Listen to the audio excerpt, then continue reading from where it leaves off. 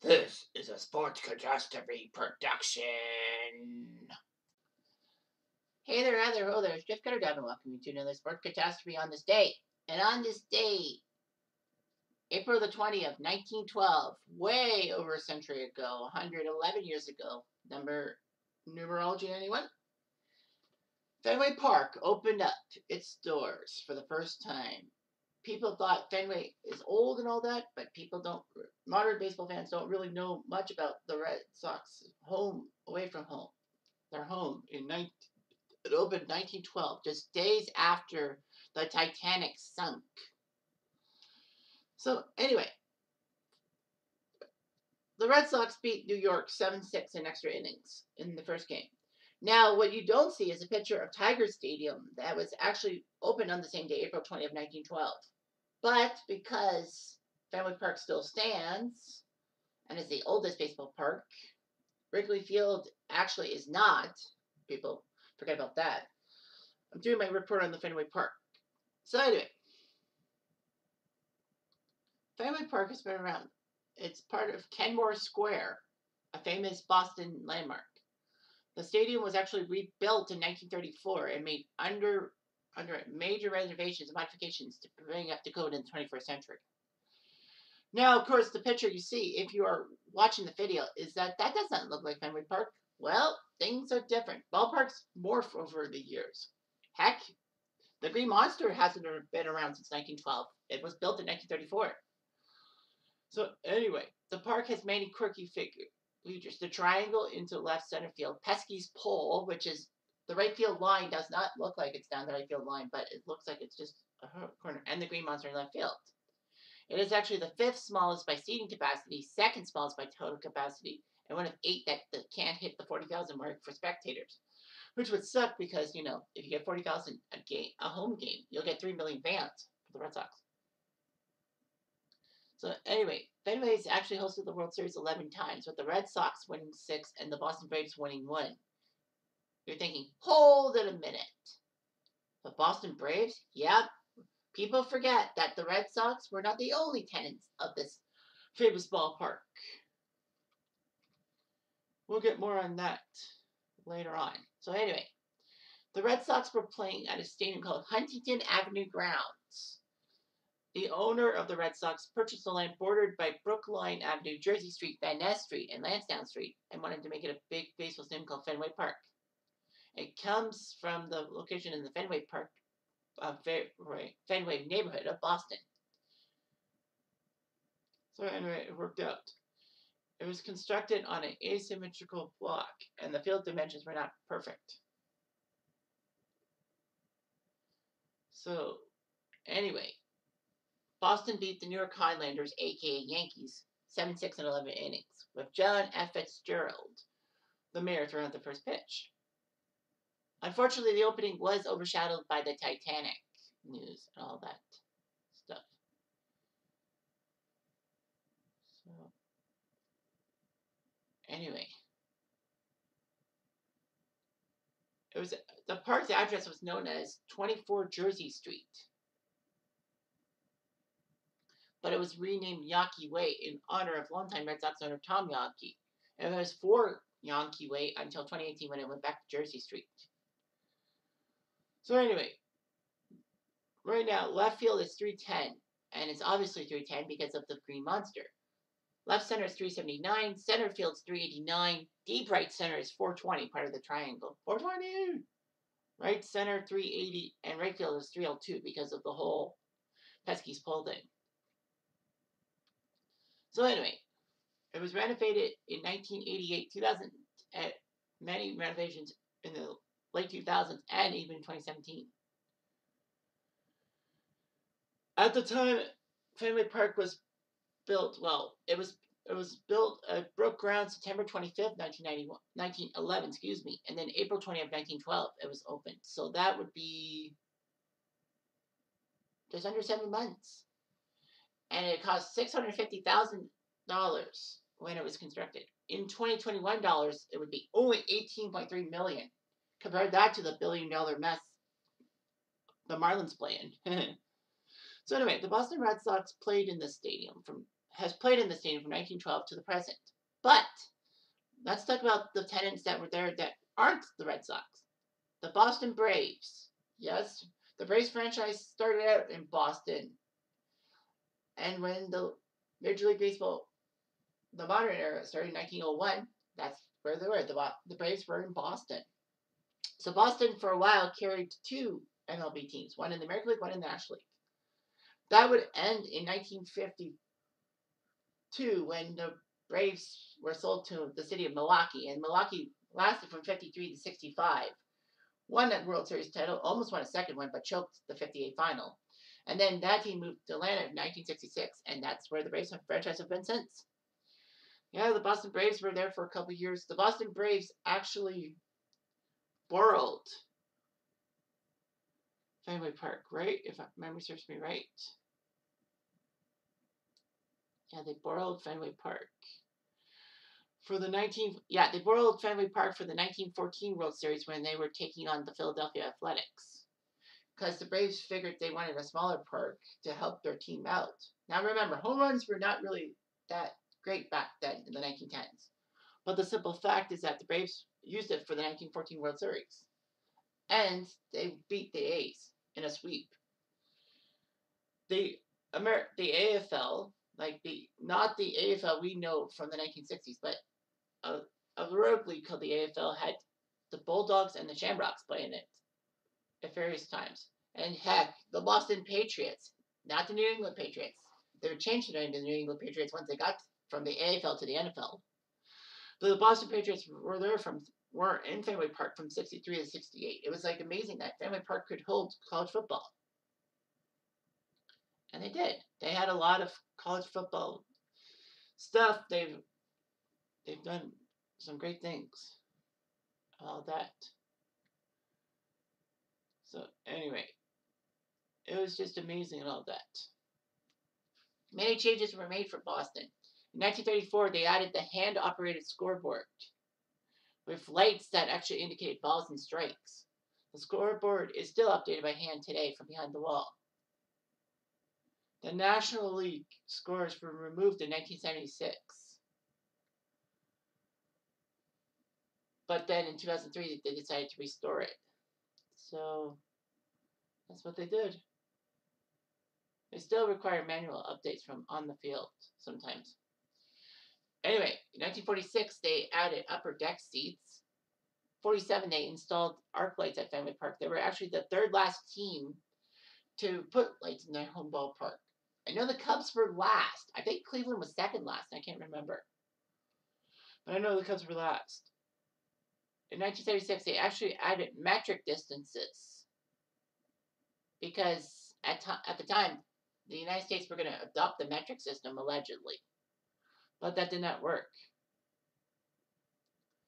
The metric measurements were actually there until 2002 when they were painted over. And in 76, they decided to put an electronic message board over the center field bleachers.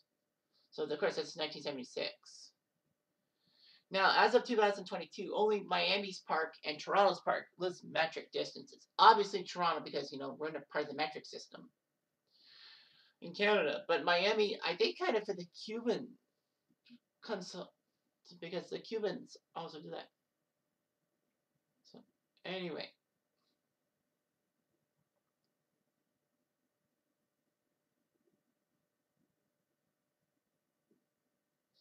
So, anyway, that's just weird, huh?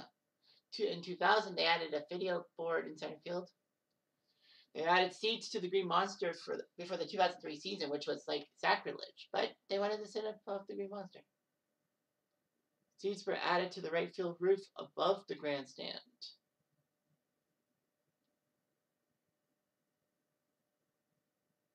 And Boston actually had Coke bottles, giant Coke bottles, added to the light towers. But then in 2008, they decided to remove them. It was kind of nice and all that. They went through more scoreboards. There were rumors that there would be a new Fenway Park near the existing structure. It would have 44,000 seats. the same field option, maybe for a shorter right field and reduced foul territory. They were going to have some parts of the existing ballpark preserved, basically the original Green Monster in the Third Bayside Park. And it would be all that. It was very controversial. People said it was not going to be used for too long. It would be millions of public investment dollars. And it actually was revealed to be part of a scheme by current management to increase the marketable value of the team as they were ready to sell. The joke was on them as Boston voted it down heavily. Some say that Fenway Park will be usable as late as 2062, so 40 years. That remains to be seen. But here's the thing about it is that, New Fenway Park, if you play All-Star Baseball 2004 and 2005 for the PS2 or the Nintendo, you'll see New Fenway, and it's kind of nice and all that. But anyway, Fenway Park, their seating capacity is 37,755. It's not the highest in history, but it's seated at least 37,000 people since 2008. So anyway, yeah. It's weird how they would only have like 35,000 seats and all that. The Red Sox would have a consecutive sellout streak between 2003 and 2013, which was amazing and all that. In fact, in 2008, they broke the Major League record for consecutive sellouts with number 456, breaking Cleveland's 455 streak. The sellout streak ended April 10th, 2013. So the Red Sox sold out 794 regular season and 26 postseason games for the mark to be 820. Of course, the park is known for one of the biggest features is left field, the Green Monster.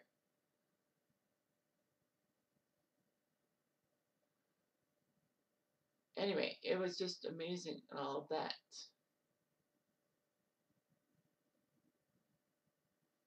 So, the Green Monster's big because they would take down home runs and all that. So anyway, the Green Monster is a 37-foot left field wall in left field. It's located 310 and 315 from home plate, and it benefits the right-handed hitters. Though it was actually part of the ballpark construction in 1912. They made it wood and then covered in tin and concrete in 1934 when the scoreboard was added, and then put into hard plastic in 1976.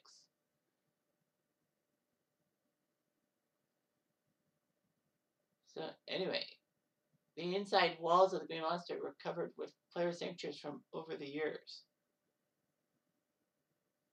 The Green Monster was filled with advertisements before being painted green in 1947. So it all worked out for everything.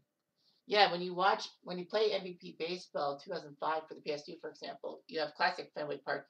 You'll see left field fence with advertisements, but it just doesn't feel like it. Anyway, there's the triangle for the power outie. The lone red seat. Back in 1946, Ted Williams hit a ball 502 feet and actually penetrated a guy by the name of Joseph Boucher and his large straw hat and hit him in the head. He didn't even get the ball. But anyway, yeah. It was just like huge and all that. Actually, that Ted Williams home run would have been 530 feet if it wasn't for the ball hitting Boucher. Anyway, Pesky Pole was the name for the right field foul line, which is 302 feet and all that. There's no distance posted on the wall, but it doesn't really matter, does it? Despite the short wall, home runs in this area are actually rare because the fence curves away from the foul pole sharply. It was named after Johnny Pesky, a late-hitting shortstop, could get home runs on the right field line. What does it matter? Mark Bellhorn hit the famous home run in Game 1 of the 2004 World Series off the right field Pesky's pole.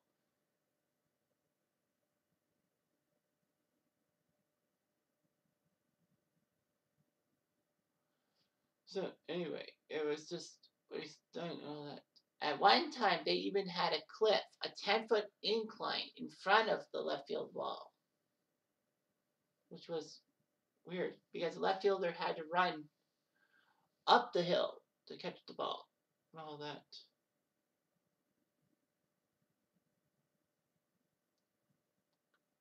So anyway, it was flattened and all that.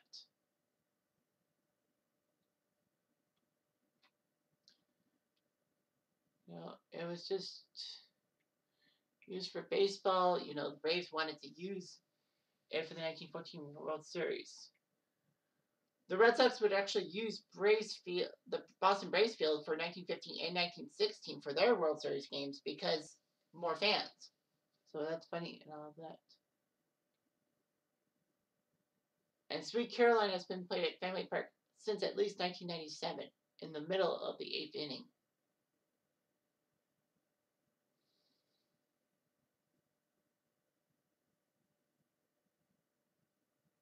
Anyway, it was just amazing. What could they could do? There was some boxing and all that. James Braddock's Cinderella Man fought there in his debut in the middle heavyweight thing. Jack Sharkey won a few fights. There were fights and all that. But no boxing since 1956. Soccer came around.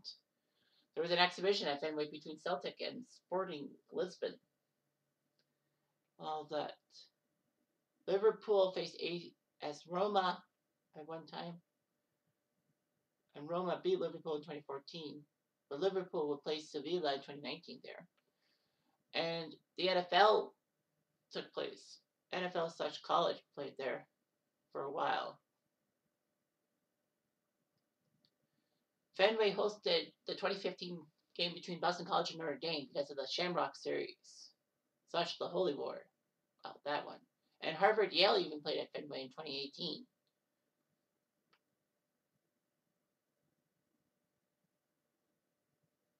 They were trying to get a college football bowl game at Fenway, but because 2020 and 2021 have been COVID, they canceled. So Louisville did play Cincinnati in the Fenway Bowl in 2022.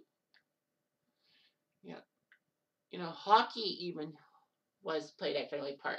Famously in 2010, when the third NHL Winter Classic happened between the Bruins and Flyers, when Marco Sturm, the guy that the Bruins got in the Joe Thornton trade from the Sharks, scored in overtime.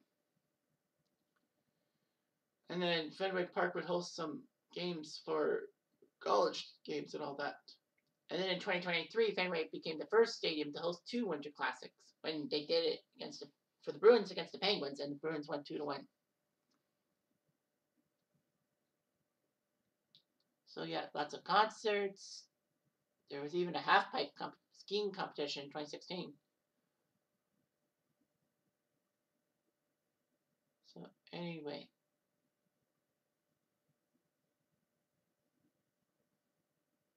There was a lot of things going on.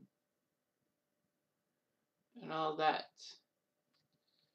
Boston's retired a lot of numbers. You'll see those numbers. However, one major story about the retired numbers at Fenway Park was that at one time when they retired the numbers 9418 in order. 9 for Ted Williams, 4 for Joe Cronin, 1 for Bobby Doerr, and number 8 for Carl Yastrzemski. And the funny thing was that when they put those numbers there, Dan Shaughnessy, the famous Boston Globe reporter, pointed out that the numbers actually read as a date, meaning 9418 in North America. It means September 4th, 1918, which was actually the first game of the 1918 World Series. After they repainted the facade, they decided to rearrange the numbers in numerical order. But by 2012, they actually changed them back to the order in which they were retired by the Red Sox, which was weird.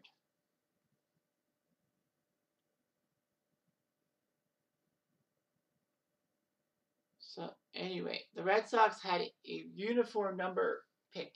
The player had to be in the Hall of Fame, play at least 10 years for the team, and retire as a member of the Red Sox. They did actually waive that requirement for Carlton Fisk.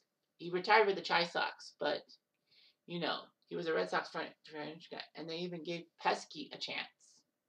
Because Pesky had 50 years of service to the club as a player and an executive. I know he didn't make the Hall of Fame, but still, he was still a legend.